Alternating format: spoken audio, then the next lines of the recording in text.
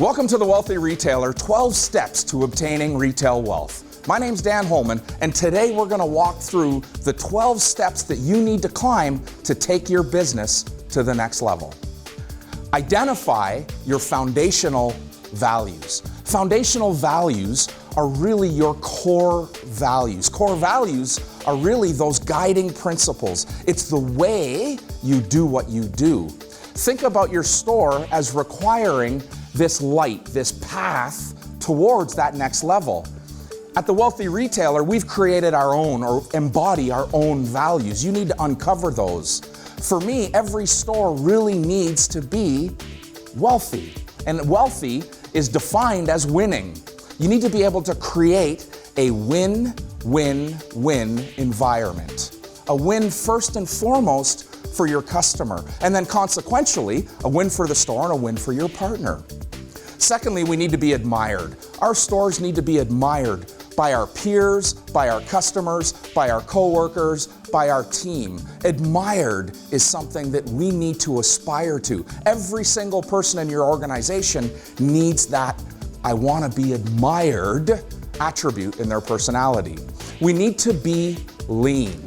Not lean like this, but lean. Lean in presentation, lean in expense, lean in every avenue of the business. Lean giving us the ability to be nimble and change with the modern retail world.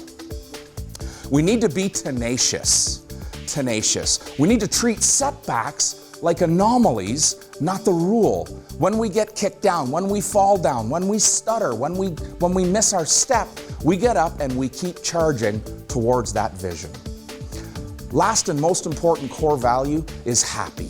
We need to find happiness in where we are today. Every single employee in your business needs to be happy with where they are and recognize that happiness comes ahead of success, not the other way around. Now that you've uncovered or discovered your core values or your foundational values, we move to build a winning team.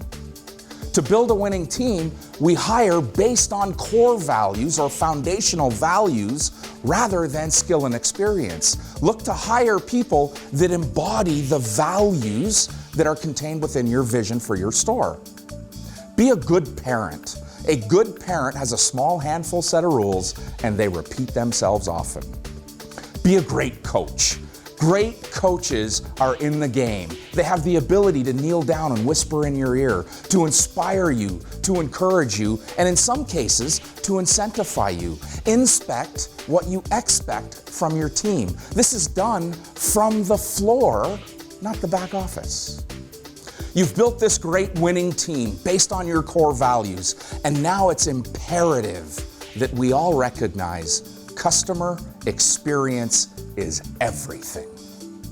We need to create a comfortable space in the store, a space that's easy for us to move around, not crowded, a space that a customer walks in and feels that energy that's created by your values. You need to know your repeat customers. Remember the last time someone gave you their undivided attention. They knew who you were. How did it make you feel? Know your repeat customers. Create a loyalty program that is meaningful. Loyalty is not bought. Loyalty is earned. If you're going to create a loyalty or deploy a loyalty system or program in your store today, ensure that it's meaningful. One of the most important things that we can do is see our store through our customers' eyes. You need to walk in your store, eyes closed, and listen to the things that are being said. Open your eyes and see the things customers see. Thank you, thank you, thank you. You can never thank your customer enough. Remember how it made you feel the last time someone genuinely thanked you. You know, as a follow-up to customer experience is everything, we need to have a selling system. A system that defines the outcome. A selling system allows us to deliver an equal and specified level of service to every customer that walks in the door, no matter who serves them or what they present themselves like. You need to know the 5 steps to a successful sale. Greet your customers. Engage your customers. Understand your customers' needs. Present total solutions to those needs. Handle your objections and close your sales. 5, greet, engage, understand their needs, present total solutions, and close business. How do we do that? We get to yes. In every step of the process, we get acknowledgement that we're walking in the right direction. Not in front of her, not behind her, but arm in arm. Create ambassadors in your stores, not customers. Look to make a memory for someone, a memory that they want to share. If your intention is just to sell something, you're probably not going to have a high return customer rate. If your intention is to create raving fans, you focus energy on customer experience. Sales is consequential to your customer's experience. Last and most important thing, you need to follow up with non-buyers. You've greeted them, you've engaged them, you've found out something about them. When they don't buy, it's because they weren't ready to buy. You need to follow up with them. We've talked about customer experience being everything. We talked about having a selling system. Now it's important to recognize that your sales volume is consequential. You need to understand the key drivers in sales. Traffic. You need to count traffic. I can't tell you how many times I'm on the phone with someone and they say to me, traffic feels down. Feel doesn't cut it. You need to count traffic. It's one of the things, one of the metrics we can improve. So traffic. Customer engagement or conversion. Customer engagement, how well you engage customers is directly attributed to how your sales volume performs or what your sales volume is. An average sale, dollars per transaction. You've heard this DPT metric before. What I really mean is average sale. Traffic times conversion times average sale equals your sales volume. If 10 customers walk in and I sell $50 to 5 of them, I know what my sales volume is for the day. And if I get one more customer, close one more sale, add 10% more in average sale, my volume goes up consequentially. Lastly, you need to focus on total solutions. Don't let her, him, they walk out of your store needing something more. Don't sell them a pair of pants and expect them to buy a belt next door. That's not satisfying her or his total solutions. All right, we spent a lot of time talking about people and values. Now let's transition and start to talk about what you do. Classify your inventory. Inventory. Think about the way your customers truly shop. They come into your store to buy classes of product. Product that sells on a similar curve. T-shirts, pants, tops, bottoms, dresses, skis, boots, poles, hockey sticks. Work with your merchandiser or an inventory planner or your point of sale provider to create a classification structure that's meaningful in your store, that gives you the ability to measure demand at the class level, not the vendor level. Ideally, you're going to break that inventory down by department, class, and subclass. Department, women's. Class, t-shirts. Subclass, novelty. Department, class, subclass. The ability to segregate inventory. And then you need to understand the implications of changing those classifications along the way. It's imperative that we keep our inventory classes clean and organized so that we can then report on trend. What's important, what's moving the business in my store today. We talk about building that classification structure in your store so that when you go out to shop, you can buy with confidence. We build your budgets by classification and then allocate dollars from that budget to the vendors as they're ranked in your store. Not in other stores, not in competition stores, but rather how that vendor is performing in your store. You need to see yourself as a personal buyer, looking to fulfill the needs of your customers' predetermined wants and needs. The needs that she has or he has already told you that they want. Think about when you're buying, putting a name on every single item that you buy. Educate yourself prior to every buying appointment. What's the trend in my store? What's performing? What's not? What size should I be buying? What color should I be buying? What style is performing? Be prepared for every single buying opportunity. Know your sell-through by class and by vendor. So we've created a great budget by class. And now I want you to go for the win. I want you to create and maintain win-win relationships with your vendors. Schedule regular calls or visits with your vendor. Pick up the phone and say, hey Rob, when's the next time you're gonna be in my store? I wanna talk about those KPIs. I wanna pre-establish my key performance indicators with every vendor, and I wanna be able to measure that vendor performance every single month.